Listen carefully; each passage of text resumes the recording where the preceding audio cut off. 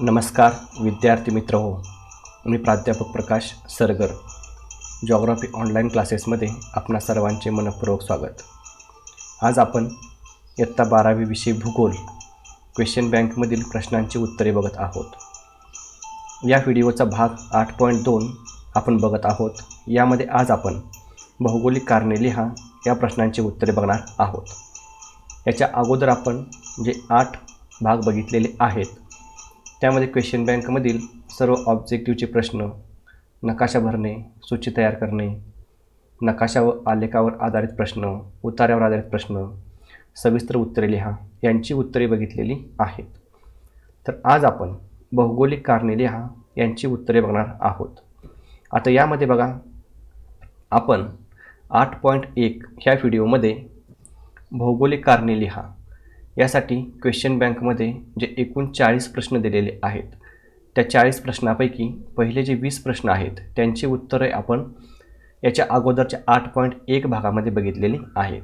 आज आपण 8.2 भाग बघत आहोत. यामध्ये भौगोलिक कारणे लिहा यामधील जे 40 प्रश्न आहेत त्यामधील 21 ते 40 हे जे राहिलेले प्रश्न आहेत त्या प्रश्नांची उत्तरे आपण बघणार आहोत. इथून पुढे आपण सुरुवात करणार आहोत. 21 पासून पुढे भारतात शेती व्यवसाय मोठ्या प्रमाणात केला जातो. इथून पुढे 40वा प्रश्न आहे, भूगोल विषयाचे स्वरूप द्वैतवादी आहे. हे प्रश्न बघणार आहोत. तर चला आपण या प्रश्नांना सुरुवात करूया. बघा, पहिला प्रश्न आहे 21 नंबरचा, भारतात शेती व्यवसाय मोठ्या प्रमाणात केला जातो. याचे उत्तर बघा, भारतात शेती व्यवसाय मोठ्या प्रमाणात केला जातो. सोलपिवरा. कारण क्रमांक 1, भारताची लोकसंख्या जास्त असल्यामुळे अन्नधान्याची गरज पूर्ण करण्यासाठी शेती व्यवसाय मोठ्या प्रमाणात केला जातो. क्रमांक 2 आहे, शेतीसाठी भारतातील भौगोलिक परिस्थिती अनुकूल आहे. क्रमांक 3 आहे, यामध्ये मोसमी हवामान, सुपीक रेगूर गाळाची मृदा, पाण्याची उपलब्धता इत्यादी घटक अनुकूल असल्याने शेतीमधून उत्पन्नही जास्त प्रमाणात मिळते. क्रमांक 4 आहे, भारतामध्ये सखोल उदरनिर्वाहक पद्धतीने शेती केली जाते व प्रामुख्याने तांदूळ, गहू इत्यादी अन्नधान्य पिकाचे उत्पादन जास्त घेतले जाते. क्रमांक 5 आहे, पारंपरिक शेती पद्धती, जमिनीचे कमी क्षेत्र, मजुरांची उपलब्धता, आधुनिक यंत्रांचा मर्यादित वापर ही भारतातील शेतीची वैशिष्ट्ये आहेत इत्यादी. आता आपण गेल्या वेळेचा जो व्हिडिओ बघितला होता भौगोलिक कारणे लिहा, त्यामध्ये सांगितलं होतं की हे जे पहिल्यांदा विधान दिलं जातं, भारतात शेती व्यवसाय मोठ्या प्रमाणात केला जातो, हे विधान सुरुवातीला लिहून सोलपिवराम देऊन कारण डॅश करून आपण खाली उत्तर लिहू शकतो, किंवा आपण वेगळ्याही पद्धतीनं म्हणजे हे जे विधान आहे हे वर न लिहिता खालीसुद्धा लिहू शकतो. आता आपण पुढे जे प्रश्नांचे उत्तरे बघणार आहोत त्यामध्ये हे जे विधान आहे ते वर लिहिलेलं नाही तर खाली लिहिलेलं आहे. त्या पद्धतीने आपण सोडवून बघूया. आता प्रश्न क्रमांक 22 बघूया.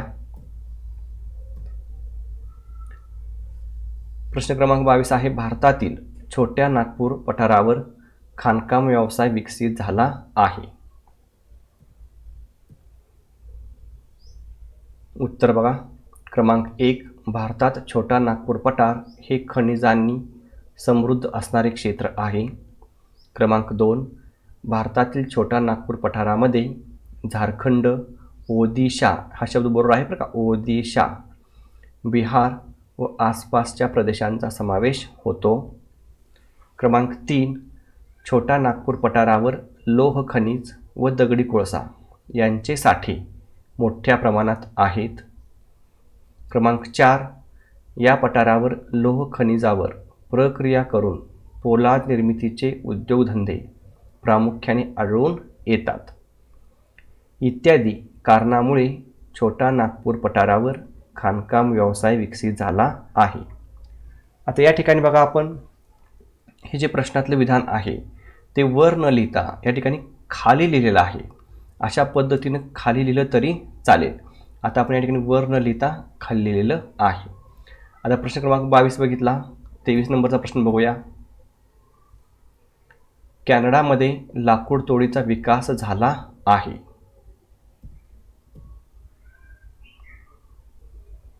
याचं उत्तर बघा, क्रमांक 1, कॅनडामध्ये प्रामुख्याने समशीतोष्ण कटिबंधातील सूचीपर्णी वने आढळून येतात.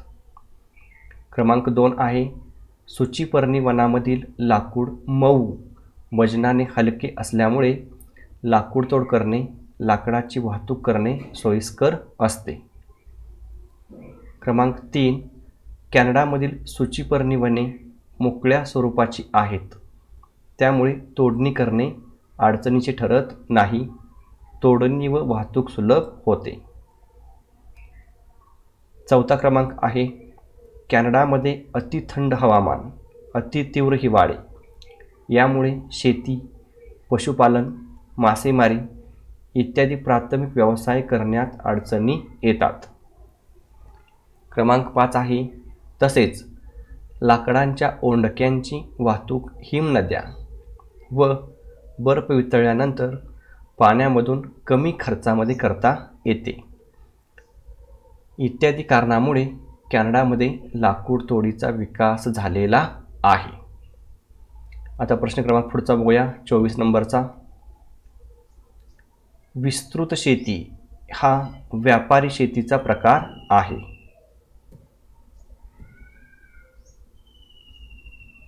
याचं उत्तर बघा, क्रमांक 1, विस्तृत शेती ही स्टेप, प्रेरी, पंपाज, फेल्ड, डाऊन्स या गवताळ प्रदेशामध्ये केली जाते. क्रमांक 2 आहे, विस्तृत व्यापारी शेतीचा आकार खूप मोठा असतो, तसेच लोकसंख्या कमी असल्याने मजुराचा तुटवडा असतो. क्रमांक 3 आहे, विस्तृत शेती केल्या जाणाऱ्या प्रदेशामध्ये विकासाचा स्तर उच्च असल्याने आधुनिक तंत्रज्ञान व कृषी यंत्रांच्या साहाय्याने मोठ्या प्रमाणात शेतीमधून उत्पादन घेतले जाते. क्रमांक 4 आहे, या प्रदेशामध्ये लोकसंख्या कमी असल्यामुळे पिकांना स्थानिक मागणी कमी असते, त्यामुळे या पिकांची विक्री आंतरराष्ट्रीय बाजारपेठेत करावी लागते. इत्यादी कारणामुळे विस्तृत शेती हा व्यापारी शेती प्रकार आहे.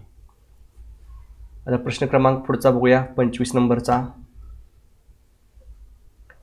उष्णकटिबंधीय प्रदेशापेक्षा समशीतोष्ण कटिबंधात लाकूडतोड व्यवसाय मोठ्या प्रमाणात का चालत असावा? आता या ठिकाणी बघा, प्रश्न विचारला आहे आपल्याला, या ठिकाणी प्रश्नचिन्ह आहे. शक्यतो भौगोलिक कारणे लिहा, यामध्ये शेवटी प्रश्नचिन्ह नसतं, पण आपण याचं उत्तर आपल्याला लिहायचं आहे. बघा, क्रमांक 1 आहे, उष्णकटिबंधीय प्रदेश व समशीतोष्ण कटिबंधीय वृक्षांची उंची, लाकूड, झाडांची घनता यामध्ये फरक आढळून येतो. क्रमांक 2, उष्णकटिबंधीय प्रदेशातील वनांच्या तुलनेत समशीतोष्ण कटिबंधीय प्रदेशातील वनातील झाडांची घनता कमी असते.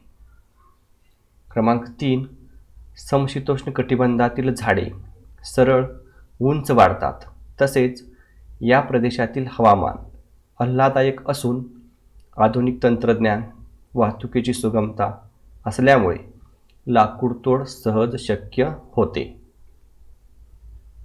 क्रमांक 4, उष्णकटिबंधामध्ये झाडांची घनता, दाट, कठीण लाकूड, रोगट हवामान, दलदलीचा प्रदेश यामुळे लाकूड तोड शक्य होत नाही. वरील बाबींच्या दृष्टिकोनामधून उष्णकटिबंधीय प्रदेशापेक्षा समशीतोष्ण कटिबंधात लाकूडतोड व्यवसाय मोठ्या प्रमाणात विकसित झाला आहे. पुढचा प्रश्न क्रमांक 26 बघूया. शिकारीवर बंदी घालण्यात आली आहे. याचं उत्तर बघा.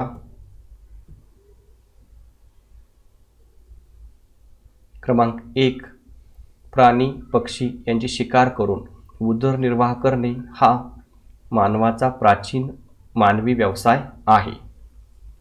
क्रमांक 2, अलीकडच्या काळामध्ये मानवाने चरित्रार्थाबरोबरच प्राण्यांची कातडी, शिंगे, हस्तिदंत यासाठी मोठ्या प्रमाणात प्राण्यांची हत्या केली जात आहे. यामुळे प्राणी पक्षी कमी होऊन अनेक प्राणी व पक्षी पृथ्वी तलावरून नामशेष झाले आहेत. क्रमांक 3. मानवाची सध्या पर्यावरणविषयक ज्ञान व समज वाढली असून प्राणी व पक्षी यांच्या संवर्धनाचे प्रयत्न केले जात आहेत. क्रमांक 4. तसेच सध्या मानवाची अन्नाची गरज शेतीमधून मोठ्या प्रमाणात पिकांचे उत्पादन घेऊन पूर्ण केली जात आहे.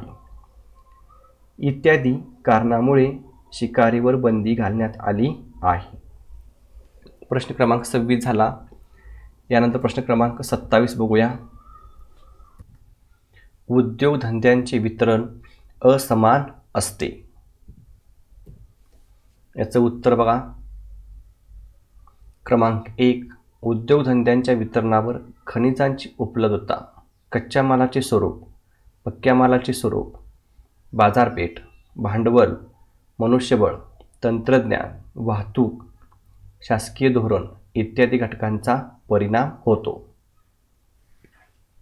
क्रमांक 2. खनिजांची मोठ्या प्रमाणात उपलब्धता असेल तर त्या ठिकाणी उद्योगधंदे उभारले जातात. उदाहरणार्थ छोटा नागपूर पठार. क्रमांक 3. कच्चा माल नाशवंत अवजड असेल तर कच्च्या माल क्षेत्रात उद्योगधंदे उभारले जातात. यामध्ये साखर उद्योग, लोहपोलाद उद्योग, बेकरी उद्योग यांचा समावेश होतो. क्रमांक 4 आहे. तसेच कच्चा माल हा टिकाऊ, वजनाने हलका, वजन न घटणारा असेल तर उद्योगधंदे बाजारपेठ सान्निध्य किंवा इतर ठिकाणी निर्माण होतात. यामध्ये कापड उद्योगाचा समावेश होतो. इत्यादी कारणामुळे उद्योगधंद्यांचे वितरण असमान असते. प्रश्न क्रमांक पुढचा 28 नंबरचा बघूया. धनबाद या खनिजबहुल क्षेत्रात लोहपोलाद कारखाने स्थापन झालेले आढळतात.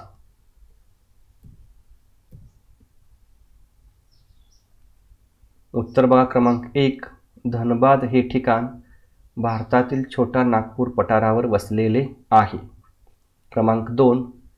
छोटा नागपूर हे पठार लोह खनिज, दगडी कोळसा, मॅंगनीज यांनी समृद्ध क्षेत्र आहे. ही सर्व खनिजे लोहपोलाद निर्मितीसाठी आवश्यक असतात. क्रमांक 3. लोहपोलाद निर्मितीसाठी आवश्यक सर्व कच्चा माल हा वजन घटणारा कच्चा माल असल्यामुळे उद्योगधंदे त्याच क्षेत्रात म्हणजेच कच्चा माल क्षेत्रात वाहतूक खर्च कमी येण्यासाठी उभारले जातात. क्रमांक 4 आहे. तयार होणारा पक्का माल म्हणजे लोहपोलाद हे कच्च्या मालाच्या तुलनेत वजनाने हलके असते. त्यांची वाहतूक इतर ठिकाणी करता येते. इत्यादी कारणामुळे धनबाद या खनिजबहुल क्षेत्रात लोहपोलाद कारखाने स्थापन झाले आहेत. पुढचा प्रश्न क्रमांक 29 आहे.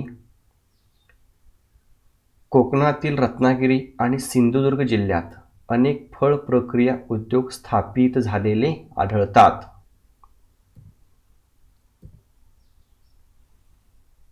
याचं उत्तर बघा. क्रमांक 1. कोकण किनारपट्टी भारताच्या पश्चिम किनारपट्टीलगत असून आंबा, काजू, फणस, कोकम, नारळ इत्यादी फळ पिकांचे मोठ्या प्रमाणात उत्पादन घेतले जाते. क्रमांक 2. फळपिके ही नाशवंत कच्चा माल असल्यामुळे त्यावर लवकर प्रक्रिया होणे गरजेचे असते, अन्यथा ती खराब होतात. क्रमांक 3. कोकणातील रत्नागिरी, सिंधुदुर्ग जिल्ह्यात फळ प्रक्रिया करणारे उद्योग यामध्ये आंबा पेय, डबाबंद आमरस, आंबावडी, आंबापोळी, फणसपोळी, कोकम सरबत, आमसुले इत्यादींचा विकास झालेला आहे. इत्यादी कारणामुळे कोकणातील रत्नागिरी आणि सिंधुदुर्ग जिल्ह्यात अनेक फळ प्रक्रिया उद्योग स्थापित झालेले आढळतात. पुढचा प्रश्न क्रमांक 30 बघा. दक्षिण अमेरिकेतील उद्योगांच्या विकासाला अवरोध ठरणारे घटक कोणते?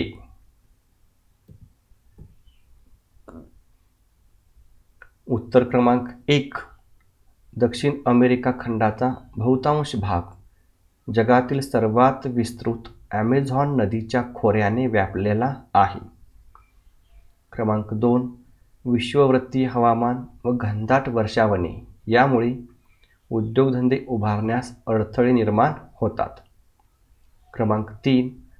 खनिजाने समृद्ध असे चिली, पेरू या किनारपट्टींच्या देशांमध्ये सपाटी मैदानी प्रदेशांची कमतरता आहे. क्रमांक 4. स्थानिक लोकसंख्या कमी असल्यामुळे स्थानिक बाजारपेठ कमी आहे. क्रमांक 5. तसेच या खंडातील बहुतांश देश आर्थिक व तांत्रिकदृष्ट्या पुरेसे विकसित नाहीत, त्यामुळे खनिजांचे उत्खननास मर्यादा पडतात. इत्यादी घटक दक्षिण अमेरिकेतील उद्योगांच्या विकासाला अवरोध ठरतात. प्रश्न क्रमांक 31 आहे पुढचा. मध्य ऑस्ट्रेलियात उद्योगांच्या विकासाला अवरोध ठरणारे घटक कोणते? याचं उत्तर बघा. क्रमांक 1. मध्य ऑस्ट्रेलियामध्ये उद्योगासाठी लागणारा कच्च्या मालाची मर्यादा आहे. क्रमांक 2. मध्य ऑस्ट्रेलियाचा विशाल प्रदेश हा पूर्णपणे वाळवंटाने व्यापलेला आहे, त्यामुळे उष्णता जास्त, कमी पर्जन्य, वनांचा अभाव असे अनेक उद्योगांसाठी प्रतिकूल घटक आहेत. क्रमांक 3. मध्य ऑस्ट्रेलियात लोकसंख्या कमी असल्याने मनुष्यबळ उपलब्ध नाही. क्रमांक 4. एकंदरीत उद्योगासाठी आवश्यक असणारी अनुकूल परिस्थिती मध्य ऑस्ट्रेलियात नाही. इत्यादी घटक मध्य ऑस्ट्रेलियातील उद्योगांना अवरोध ठरतात. यानंतर प्रश्न क्रमांक 32 आहे. तृतीयक आर्थिक क्रियामध्ये सेवा आणि विनिमय यांचा समावेश होतो. उत्तर बघा. क्रमांक 1. प्राथमिक व द्वितीयक व्यवसायामधील दुवा व यांना पूरक असणाऱ्या सेवा पुरवणाऱ्या क्रियांना तृतीयक आर्थिक क्रिया असे म्हणतात. क्रमांक 2. द्वितीयक व्यवसायाला पूरक असे कुशल मनुष्यबळ तयार करणे, मानवी समूहाच्या सामाजिक, सांस्कृतिक, आर्थिक गरजा पूर्ण करणे यांचाही समावेश तृतीयक आर्थिक क्रियांमध्ये होतो. क्रमांक 3 आहे. वाहतूक, दळणवळण, व्यापार, संदेशवहन, व्यापार अशा अनेक क्रियांचा समावेश तृतीयक आर्थिक क्रियांमध्ये होतो. हे सर्व उद्योग सेवा व विनिमय करणारे आहेत. इत्यादी कारणांमुळे तृतीयक आर्थिक क्रियांमध्ये सेवा आणि विनिमय यांचा समावेश होतो. यांचा प्रश्न क्रमांक 33 आहे. हवाई वाहतुकीचे प्रमाण वाढत आहे. त्याचं उत्तर बघा. क्रमांक 1. सध्या जगाचा आर्थिक विकासाचा वेग वाढलेला आहे, त्याचबरोबर लोकांचा राहणीमानाचा दर्जा सुधारत आहे. क्रमांक 2. हवाई वाहतूक हा अत्यंत आधुनिक आणि वेगवान वाहतूक मार्ग आहे व सर्वाधिक वेग या महत्त्वाच्या वैशिष्ट्यामुळे हवाई वाहतुकीस विशिष्ट स्थान प्राप्त झाले आहे. क्रमांक 3. दागिने, हिरे, आकाराने लहान, वजनाने हलक्या व मौल्यवान वस्तू, औषधे, फळे, फुले यांची वाहतूक हवाई वाहतुकीद्वारे केली जाते. क्रमांक 4. या सर्व वस्तूंची वाहतूक हवाई वाहतुकीने केल्यामुळे वेळेची बचत होते, कमी वेळापर्यंत ग्राहकापर्यंत माल पोहोचवता येतो. क्रमांक 5, नैसर्गिक आपत्तीच्या काळात हवाई वाहतूक फायदेशीर ठरते.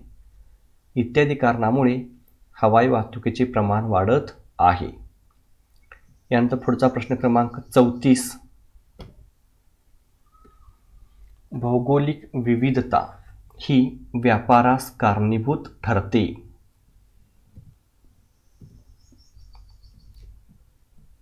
याचं उत्तर क्रमांक 1, लोकसंख्या, आर्थिक खर्च, संस्कृती, निपुणता, शासकीय धोरणे, भौगोलिक विविधता इत्यादी घटक व्यापारास कारणीभूत ठरतात.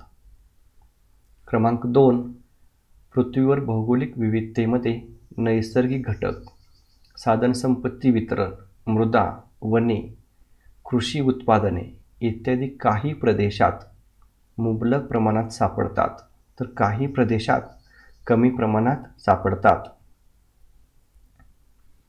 क्रमांक 3 आहे, यामुळे जास्त वस्तू, खनिजे असणारे प्रदेश असे पदार्थ निर्यात करतात व असे पदार्थ कमी असणारे प्रदेश आयात करतात.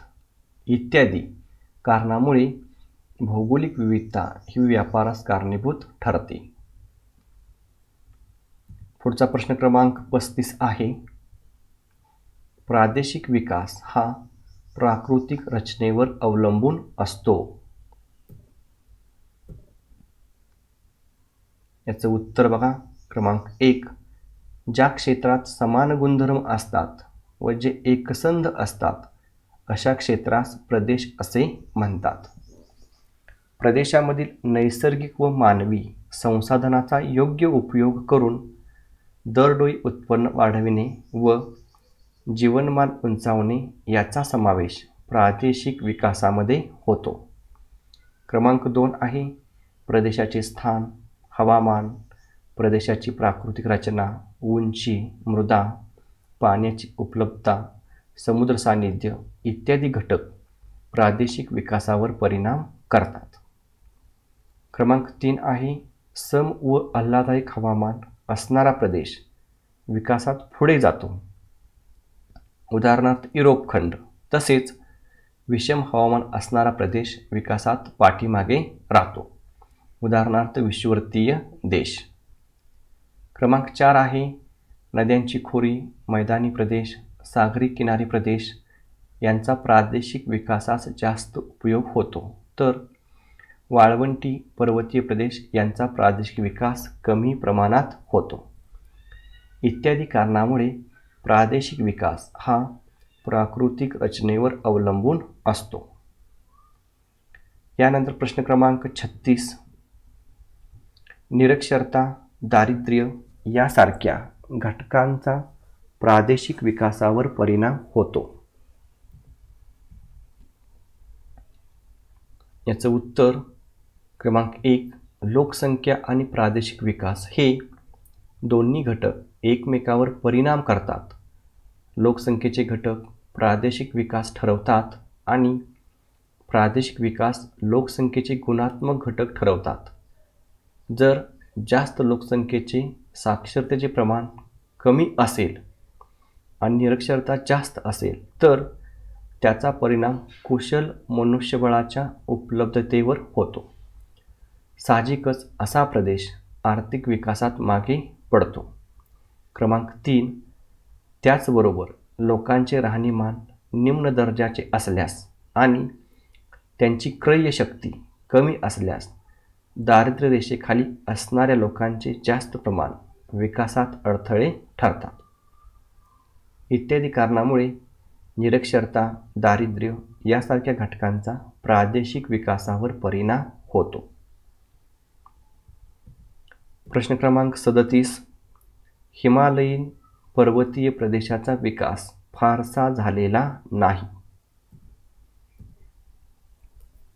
याचं उत्तर 1 क्रमांक, हिमालय हा जगातील सर्वात तरुण वली पर्वत असून तो भारत, नेपाळ, भूटान इत्यादी देशांमध्ये पूर्व पश्चिम पसरलेला आहे. हा पर्वत तरुण किंवा अर्वाचीन पर्वत असल्यामुळे सर्वात उंच शिखरे, तीव्र उतार, घनदाट वने, बर्फाच्छादित शिखरे, वेगाने वाहणाऱ्या नद्या, दरड कोसळण्याची शक्यता, भूकंपप्रवण क्षेत्र यामुळे मानवी जीवनासाठी प्रतिकूल आहे. क्रमांक 3, अशा प्रकारच्या भौगोलिक रचनेमुळे रस्ते बांधणे, वसाहतीची निर्मिती, उद्योगधंदे उभारणे अडचणीचे ठरते. क्रमांक 4, या सर्वांच्या परिणामामुळे लोकसंख्येचे वितरण विरळ असून शिक्षण, आरोग्य, वाहतूक इत्यादी पायाभूत सुविधांची उपलब्धता कमी प्रमाणात आहे. इत्यादी घटकांच्या एकत्रित परिणामामुळे हिमालय पर्वतीय प्रदेशाचा विकास फारसा झालेला नाही. पुढचा प्रश्न क्रमांक 38 आहे. मानवी भूगोलाचे स्वरूप विभिन्न शाखांशी निगडीत आहे. याचं उत्तर क्रमांक 1, मानवी क्रियामुळे मानवावर आणि निसर्गावर होणाऱ्या परिणामांचा अभ्यास करणारे एक शास्त्र म्हणजे मानवी भूगोल होय. क्रमांक 2, मानवी भूगोल हा मानवकेंद्रित असून त्यामुळे मानवी भूगोलाच्या शाखाही मानवी घटकाशी निगडीत व एकमेकाशी संबंधित आहेत. क्रमांक 3, मानवी समूहाचे म्हणजेच पर्यायाने लोकांचे वितरण, लोकसंख्या वृद्धी, जन्ममृत्यू दर यांचा अभ्यास लोकसंख्या भूगोलात केला जातो. क्रमांक 4, विविध व्यवसाय व त्यांच्या वितरणाचा अभ्यासही आर्थिक भूगोलात केला जातो. क्रमांक 5, तसेच ग्रामीण शहरी वस्त्या, लोकांच्या श्रद्धा, रीतिरिवाज, भाषा, संस्कृती, सामाजिक अभिसरण यांचा अभ्यास सामाजिक, ऐतिहासिक, सांस्कृतिक शाखांमध्ये केला जातो. अशा प्रकारे मानवी भूगोलाचे स्वरूप विभिन्न शाखांशी निगडीत आहेत. प्रश्न क्रमांक 39 आहे. भूगोल विषयाचे स्वरूप गतिशील आहे.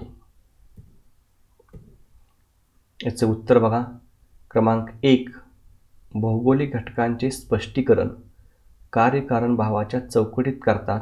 ते करण्यासाठी आधुनिक पद्धतीने अधिक सखोल, सर्वव्यापी माहिती संकलन आणि विधा विश्लेषणची गरज पडत आहे. त्यासाठी विविध साधनांचा वापर करून अंदाज वर्तविण्याचे कार्य केले जाते. यासाठी आंतरशास्त्रीय शाखांच्या कक्षा विस्तारत असून भूगोलाचे गतिशील स्वरूप होत आहे. क्रमांक 2, भूगोल अभ्यासात नवनवीन तंत्रज्ञानाची भर पडत असून दृकश्राव्य माध्यमे, माहिती तंत्रज्ञान, संगणक प्रणालींचा यथायोग्य वापर, विधा विश्लेषण, सादरीकरण केले जात आहे. GIS व GPS या आधुनिक तंत्रज्ञानाचा वापर करून नकाशे बनविले जात आहेत. इत्यादी सर्वांच्या परिणामामुळे भूगोल शाखेचे स्वरूप बदलत असून ते गतिशील होत आहे. याचा प्रश्न क्रमांक 40 आहे. भूगोल विषयाचे स्वरूप द्वैतवादी आहे. याचं उत्तर क्रमांक 1, भूगोलाचे स्वरूप सुरुवातीस वर्णनात्मक होते. हे स्वरूप भूगोल तज्ज्ञांनी केलेल्या विपुल साहित्य लेखनाने व विचाराने बदललेले आहे.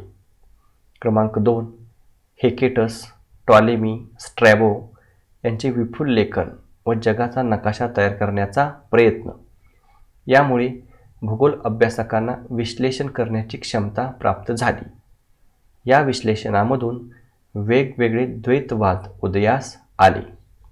क्रमांक 3, काही भूगोल तज्ज्ञांच्या दृष्टिकोनातून निसर्ग हा मानवापेक्षा श्रेष्ठ आहे यास निसर्गवाद असे म्हणतात. तर काहींच्या मते मानव निसर्गावर ताबा मिळवू शकतो यास संभाव्यवाद असे म्हणतात. या व्यतिरिक्त भूगोलात अनेक द्वैतवाद आहेत. इत्यादी कारणामुळे भूगोलाचे स्वरूप द्वैतवादी बनले आहे. अशा प्रकारे आपण क्वेश्चन बँकमधील भौगोलिक कारणे लिहा हे जे प्रश्न होते त्या सर्व प्रश्नांची उत्तरे बघितलेली आहेत.